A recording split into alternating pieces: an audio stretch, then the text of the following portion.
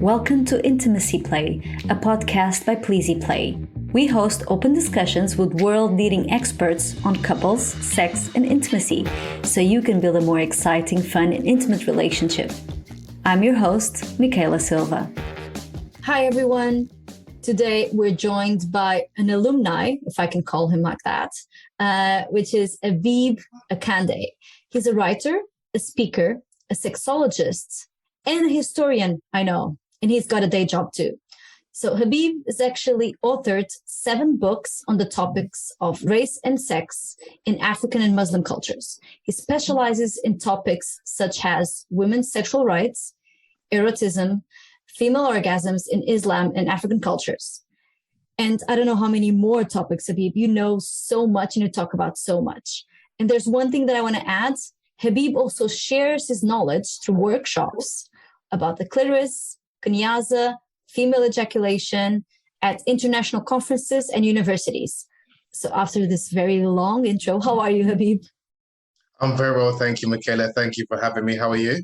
I'm good. So I didn't say why you're an alumni, because you've been here with us, right? Yes, we spoke about kunyaza and the orgasm gap. It was a really enjoyable discussion. I can say that's one of the most heard episodes we have on the podcast. So if you haven't heard it, trust me, go and hear it, either whether you're a female or a male. I'm sure you're going to love it. Why is it so good, Habeeb?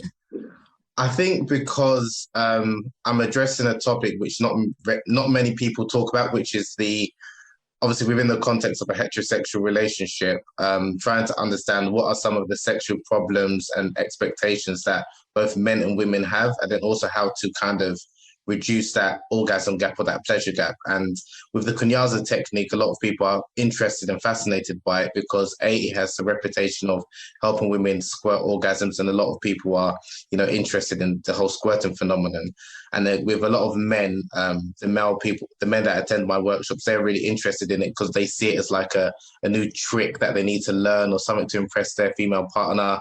And again, I think with women, because it's a technique that prioritizes and focuses on women's pleasure, I think a lot of women find it, the technique and the culture behind it, quite liberating and fascinating. So kunyaza has been definitely well received, not only the book, but when I do different workshops, not only again because of the technique itself, but the history and the culture behind it, that again, it prioritizes women's pleasure, which is something which you don't really hear about nowadays. And it's also a non-penetrative technique. So it's not about penetrative intercourse, it's about ensuring that the man stimulates and focuses on the woman's clitoris. And we know that's the most effective route for most women in order to experience a climax. We've had some interesting feedback from that episode, actually. People saying that they really enjoy the podcast, that they searched more about kunyaza. And we didn't ask for the details, but I'm sure they were happy with the results. But today we're going to talk about something that's obviously centered in pleasure, sexuality, but it's the other side. So the topic is actually lasting longer for women's pleasure.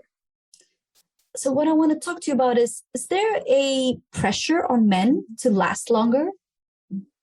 Most definitely. There is a lot of pressure for men, especially within the context of a heterosexual relationship, where men have this understanding or misunderstanding in terms of how long they should last during penetrative intercourse.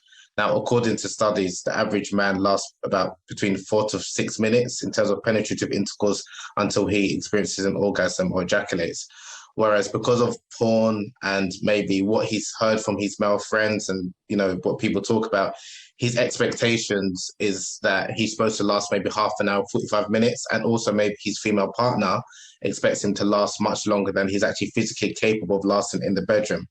And that's why a lot of men suffer from performance anxiety.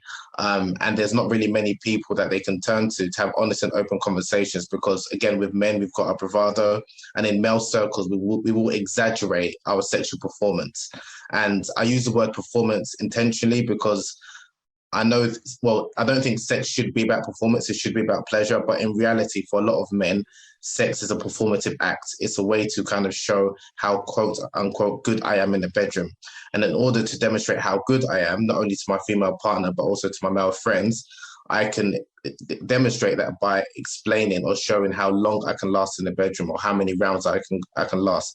And even when we talk about premature ejaculation, there's also a lot of misunderstanding in terms of what is premature ejaculation, as in because a man lasts less than 3 minutes or 2 minutes doesn't mean that he suffers from premature ejaculation. It might be he's perfectly fine, but again, there's an expectation gap between the man and his female partner many times in terms of in the case of how long he should last in the bedroom. So it's a conversation that's not even is rarely had, even between people in the same relationship.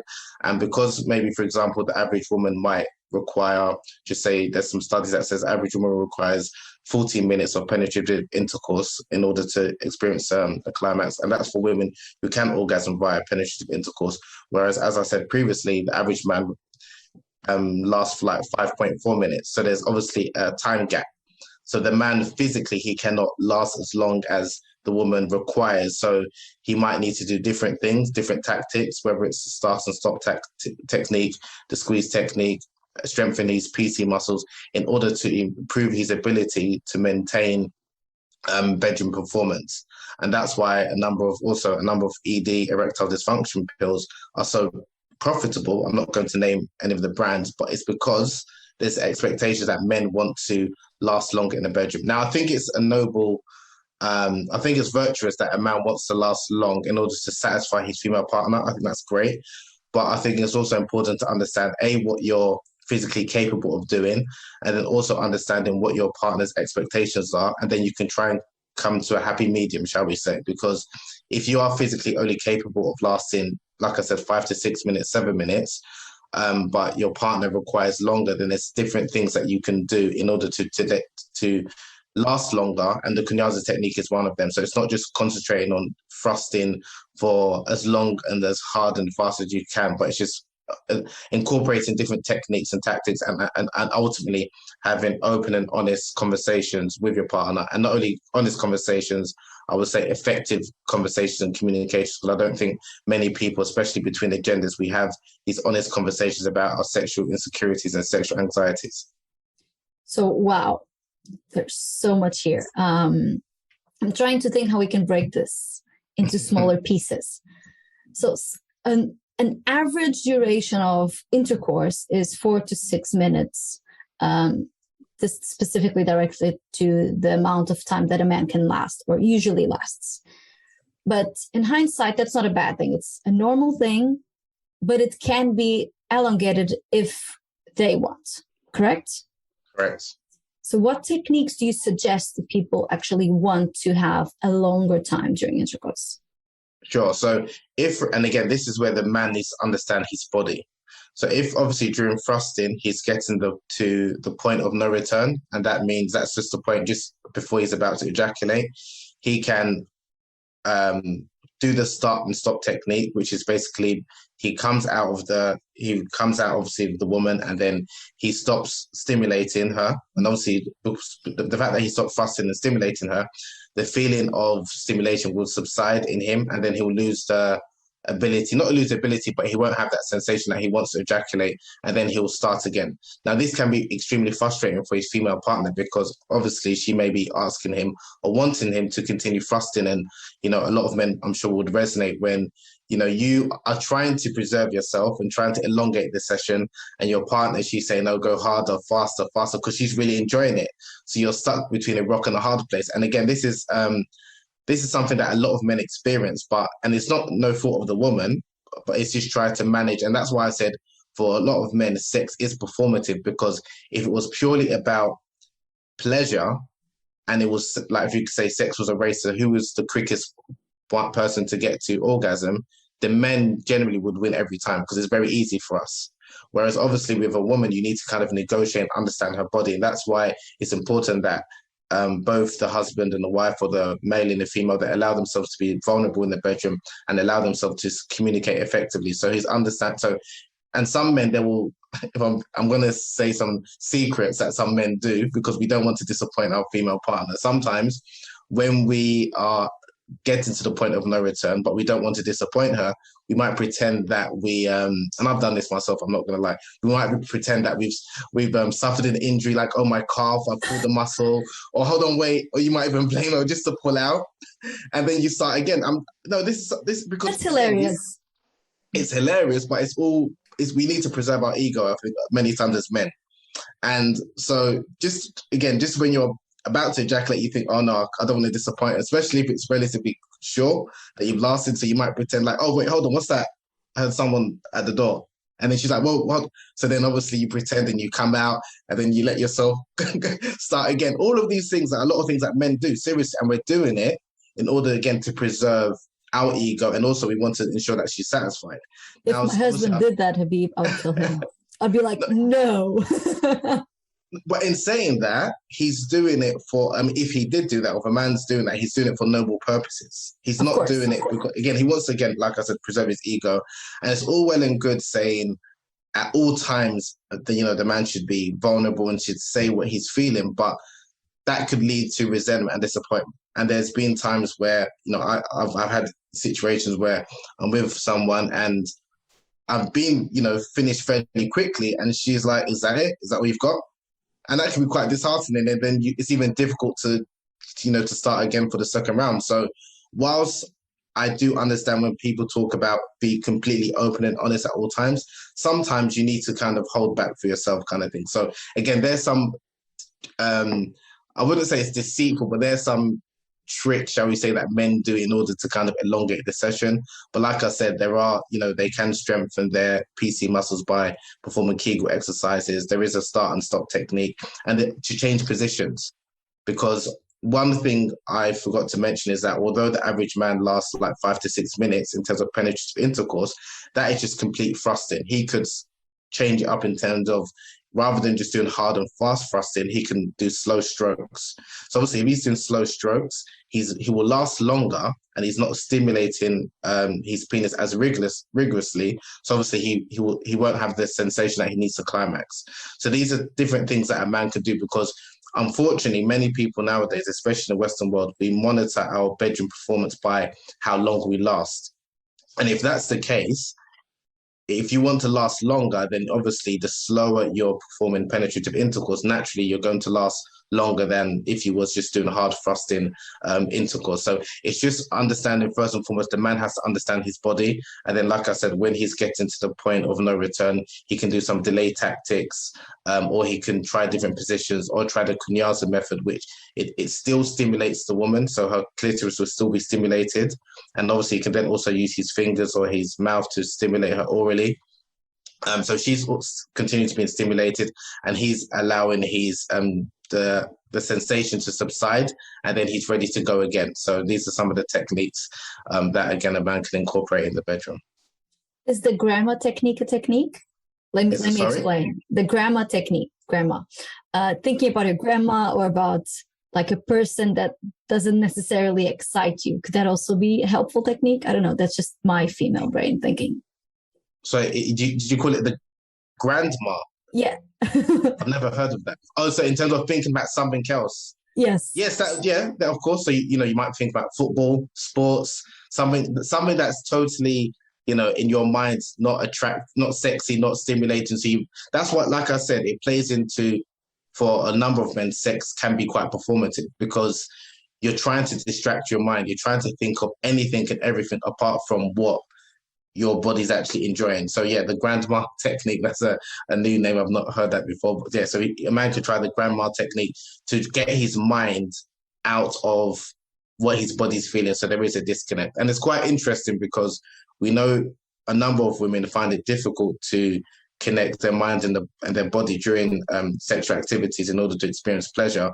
Whereas for a lot of men, in order to prolong the session, they need to actively or try and disconnect their mind and their body in order to satisfy the woman. So that's why it's like a game that both the man and the woman is playing with each other. Just FYI, in terms of the grandma technique, you can quote me. Yeah, I'm the author of the name. It's not a known technique, but it will be from now on. So it's interesting how there's a phenomenon that men want to last longer, but then again, there it's more like social expectations, not just, on the female side. But you do teach men how to prolong pleasure. So you use these techniques. Is there anything else that you teach? Do you use workshops to teach men? How do you do that? Yeah, so with the workshops, first and foremost, I just don't give like information because information can bore people like statistics. It's first dispelling some of the misinformation and miseducation that men might have consumed. Now, not a lot of this, obviously, they might have learned from a textbook. A lot of our sex education that we learn, especially as men, is by osmosis. It's by the people that we're around, the conversations that we hear, and our own experiences, and even what some of our past partners or current partner has said. So that forms our sex education or our understanding in terms of what is good sex, what is bad sex, what is great sex, what is not so great sex. So it's to try and dispel this because, like I said, as men, especially as heterosexual men, there is a lot of bravado, a lot of exaggeration in terms of how great we are in the bedroom. And because many a times we're hearing the experience of men and how great they are in the bedroom, we don't also hear the honest experiences of women. And we know for a lot of women, it's not necessarily sexual pleasure or good sex doesn't necessarily mean that he has to have a really large member or he needs to last hours or, in the bedroom. But that's what we think is the case because of what we heard from men. So I try and, even when I have like the men only sessions or workshops, explain what women are saying in terms of what is great sex, what is satisfying sex. So they're not under this pressure where they feel that, okay, I even need to have, a really large member. I need to last X amount of time in the bedroom. So to try and, like I said, eradicate some of those misconceptions. And then I'll talk about some of the statistics in terms of, okay, like the average man lasts 5.5 minutes. Now, even when I say that, it just sounds really short. But then I try and explain, like, okay, if someone were to say that they were to run, like sprinted, 800 meters, like 2 laps around the track, sprinted flat out, would you say that's possible? Now, most people say that they know that's not humanly possible because even a top class sprinter doesn't sprint 800, they pace themselves. So I'm also explaining that during intercourse, if you're just going at it like a jackhammer rabbit approach really fast, you're not going to last even 5 minutes. So when you're understanding, when I'm breaking down, okay, how long is 5.5 minutes? That's if you're thrusting at full pelt, or even if you're just thrusting, because naturally, the question then I pose to the men as well is that if you're really enjoying the sensation, right, you're enjoying the intercourse, why should it take you 30 minutes, 40 minutes to climax? Then they flip it the other way around. And then you understand, actually, if I'm really enjoying it, and obviously, I'm enjoying the intercourse, why does it take me 45 minutes? It shouldn't take me 45 minutes. So it's just like I said, it's just eradicating some of the misinformation and the misconceptions that people have. And then they're comfortable that, okay, it's not that I last too short. It's just that this is just how long I last in order to climax. Then it's understand, okay, what does your partner need? What does she require? Now, if your partner requires 10 minutes, 15 minutes, that's fine. But the onus, and I'm not ashamed to say this, I prioritize women's pleasure. I tell men that your partner's pleasure should come before yours. I'm not for equal opportunities in that respect. As in, I'm always teaching men that forget about your pleasure, delay your gratification in order to satisfy her. Now, when you've got that mindset going into any and every sexual session or sexual encounter, you're going to try and do whatever you can to ensure that she's satisfied either first or at least with you. Because, generally speaking, for men, it's not very difficult for us to experience a climax. So when they've got that mindset that, okay, they're prioritizing the female's pleasure, they're prioritizing the pleasure of their female partner, then the onus is on, okay, if maybe I can only last 5 minutes, 4 minutes, 7 minutes, but she requires longer in terms of clitoral stimulation or G-spot stimulation, I'm going to do whatever I can to ensure that she's satisfied, and then I can get whatever I need to get off at later. And I think when men have that, so it's changing that mindset. And I think because a lot of men, we focus so much on penetrative intercourse, as in that's the only way to experience pleasure both for ourselves and for our partner. Inevitably, what that will lead to is disappointment for the woman, because she needs, generally speaking, more than just penetrative intercourse. She needs to be obviously mentally stimulated. She needs to be in the right frame of mind. She needs plenty of foreplay, clitoral stimulation in order to experience climax. But if you're just concentrating on penetrative intercourse, like there are a number of men who just go straight into penetrative intercourse. They don't think about any fondling, any even foreplay. And again, that's not something that will be pleasurable for your partner. And it's something that you may get off, but again, that's why it's all about prioritizing, like I said, and emphasizing female pleasure as opposed to male gratification. No, I completely understand the point, and my thought process, because I am a woman, is that, is it really that important that men last longer, or is it what you were saying? Use other tools. It's not just intercourse. Maybe the 14 minutes that the average woman needs to climax is not during intercourse. It can be for through various types of stimulation. Or am I wrong? What is the feedback that you have from women, from your workshops, or from other men? Is this amount supposed to be more focused on intercourse? Is it supposed to be a mix? Does it depend on the person? That's a very good question. The question of lasting longer it shouldn't be an issue, but because of culturally how we understand sex, it is an issue because we define sex or good sex by, again, especially as men, how long we last in the bedroom. And unfortunately, there are even, there are songs about like 1 Minute Man, and there are even women who make fun of men if he lasts, like women will even ridicule a man because either he's got a small penis, or because he only lasted like a minute or 2 minutes, or what have you. So as much as we can say that it shouldn't be an issue, culturally, the society that we're living in, it is an issue, and men are aware of that. Men have insecurities and anxieties like anyone else, but it's rarely spoken about. So because a lot of men are under pressure that even, for example, a woman can climax within 2 minutes, it's possible, right?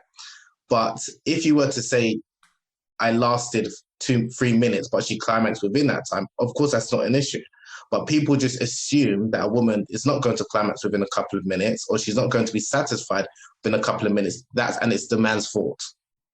So because that's the way the discussion is framed, and it's not a coincidence that, erectile dysfunction pills a lot of people are buying them, especially young men. It's not only older men. So we know, there's, Viagra, which is popular amongst men over a certain age. Now there's like blue chew pills that is even very popular amongst younger men, and they're targeting a lot of younger men nowadays on social media and a lot of podcasts, and it's because men equate good sex with how long they last in the bedroom. So I do agree with your question, as in it shouldn't be an issue, and there are other ways in order to ensure that the woman or both partners are pleasured and experience satisfaction. And I liked the way you framed it, lasting longer for female pleasure as opposed to lasting longer for female climax, because a woman can experience pleasure. She doesn't need to have a climax or orgasm in order to have a satisfying sexual experience. So that's why, but you can't measure pleasure. That's the problem.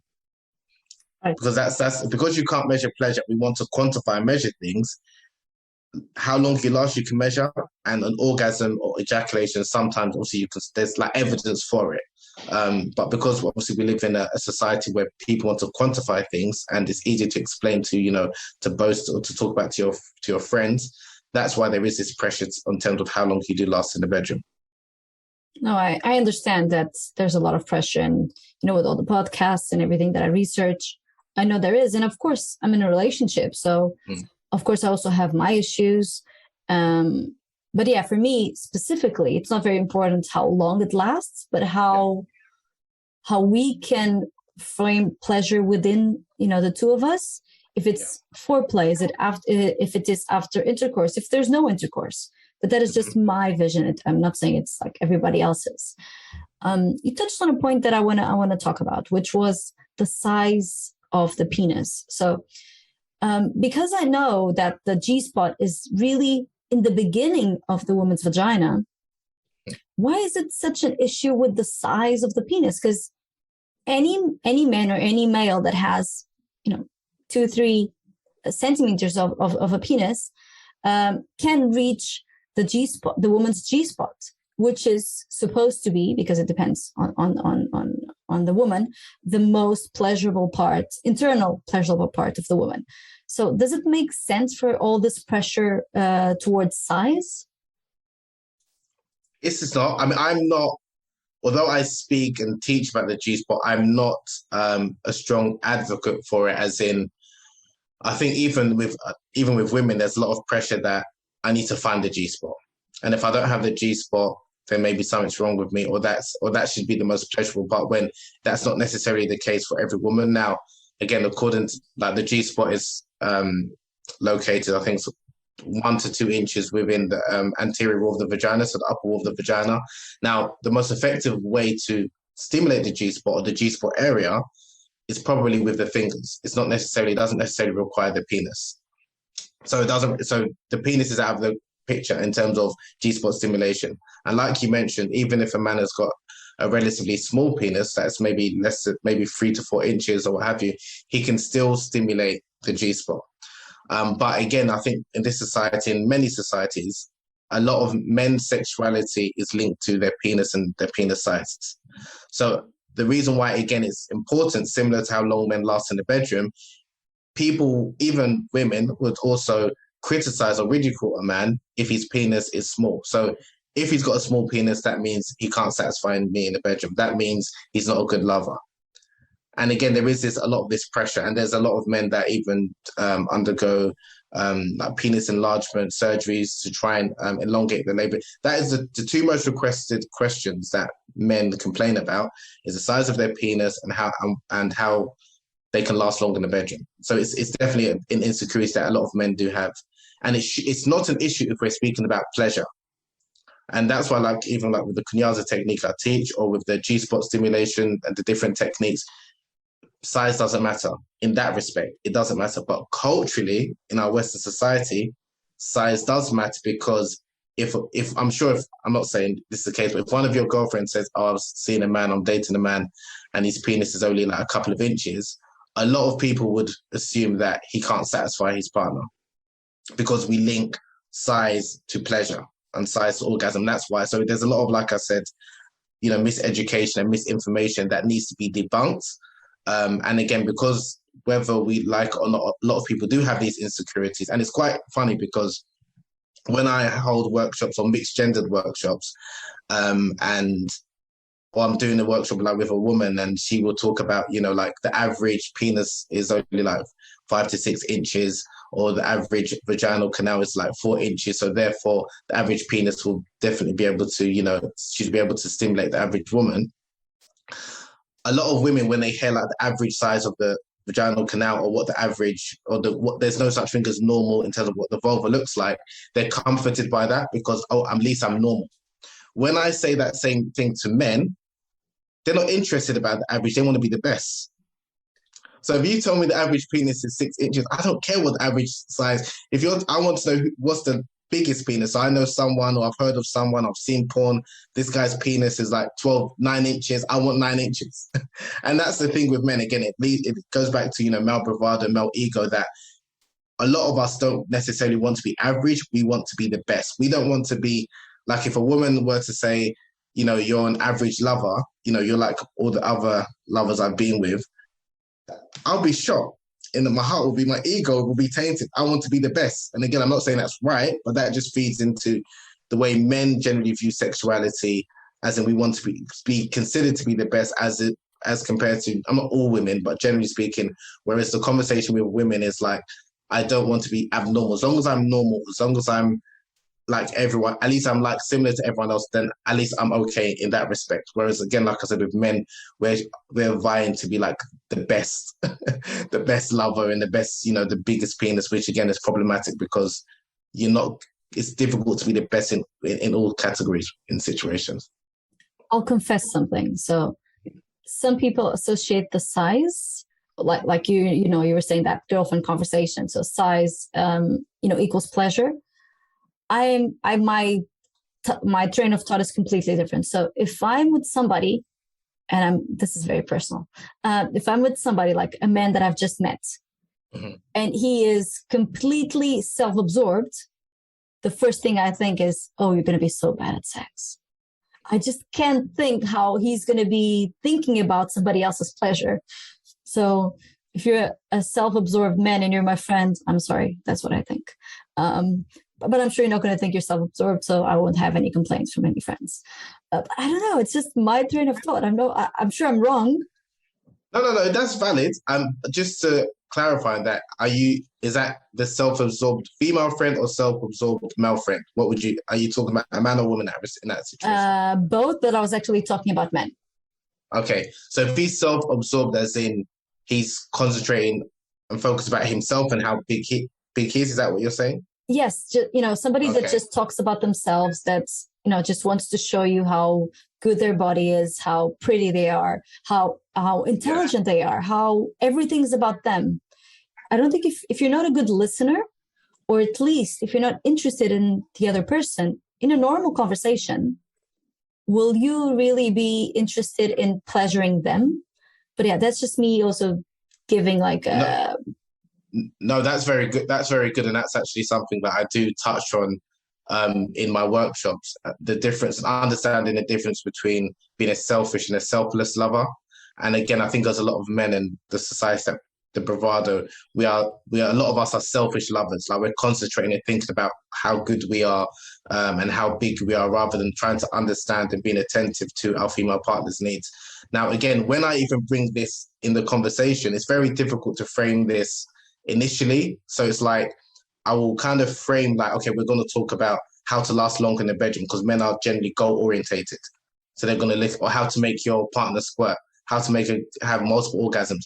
Then they're interested in that because they're goal orientated. And then I'll bring in some of which is essentially the important parts about it's not necessarily about that goal. It's about being understanding your female partner, not thinking all about yourself and prioritizing women's pleasure. But if I were to advertise or have a course and be like prioritizing women's pleasure or the importance of being in tune with her body, a lot of men are not going to be interested if I'm completely honest with you. But what you said is true, like in terms of, but that's more of the mindset and the attitude that men need to adopt. But again, like I said, in order to attract a lot of men, you need to, my experience is that it has to kind of be like a goal orientated kind of selfish tagline. Then you rope them in and then you talk about what's actually really important. So that's why it's because I do get a lot of messages and people, especially female sex educators or will ask me, okay, I'm having difficulty. I have a lot of these workshops, but I'm having difficulty attracting, male men to attend. And I just said this to framing as like, as much as, like the way I will approach or target or speak to a predominantly male audience is very different to how I'm speaking to a predominantly female audience. And I'm unapologetic in that. Like, whether we like it or not, there's different things that attract us. So if I'm, for example, going to speak about to women, I might use the words like vulnerability and things like that. To men, it sounds like weakness. They want to hear respect. They want to hear, climax, orgasms. They want to hear these more. And again, for some women, when they hear that, that's like, oh, that's crude. And why do you frame it in such sort of a way? And I try to explain, when we're speaking about effective communication, there's one thing speaking about communication. There's another thing speaking about effective communication. Effective communication is something that resonates with the recipient of the message. If I'm speaking in a way that doesn't resonate with a man or my male audience, it's not effective. So I can use all of these nice words about, being vulnerable, which they are true, but it doesn't resonate. So a man's going to listen to it and think that's not for me. Oh, 100%. So that's something that I think even not only in the context of educators, but also within the context of a relationship, both the man and the woman need to navigate in terms of understanding what would be the most effective way to communicate my message. Because the message is valid and it's fine. But I think one of the issues that we have is that men, because obviously a lot of the content that men listen to or they speak to is male orientated, they're not able to communicate that message effectively to women. And likewise, a lot of the messaging and the conversation that women have is women female orientated. The messaging, the vocabulary that they use is not as effective when men hear that. And that's why it's trying to bridge that gap. And a lot of the work I'm trying to do is trying to bridge the gap where both men and women can speak and understand each other, both outside of the bedroom and inside the bedroom. And that can hopefully result in increased mutual pleasure between the two. but it's difficult. Correct me if I'm wrong, but what I understand from your conversation, and also, from my perspective and from my views, is that men are very goal oriented. So it's the climax, it's pleasuring her, it's achieving something that they can brag about. And this doesn't go to all men. So sorry if you don't, if this doesn't suit you. But women are more about the journey. So about the pleasure that they're feeling on that journey, about sharing that moment with somebody special. Does it make sense? 100%. And a number of studies have confirmed that. So this is something, me personally, personal experience, the friends that I know of, what I've researched, and other studies have said the same. So this isn't, and again, I'm speaking generally, not every single man. So I know some people, I'm not like that, and I'm saying generally speaking, that's the case. So, and you can see it from the type of content that men consume compared to the content that women consume. There's no denying that a lot of the content that men view is kind of very visual or goal orientated in terms of this is what I need, in terms of this will make me a better lover or better, person in the bedroom, whereas women, it's more about, like you said, the journey, the overall experience, and there's neither of them are wrong, but it's just coming to a mutual ground, especially again within obviously the context of a heterosexual relationship.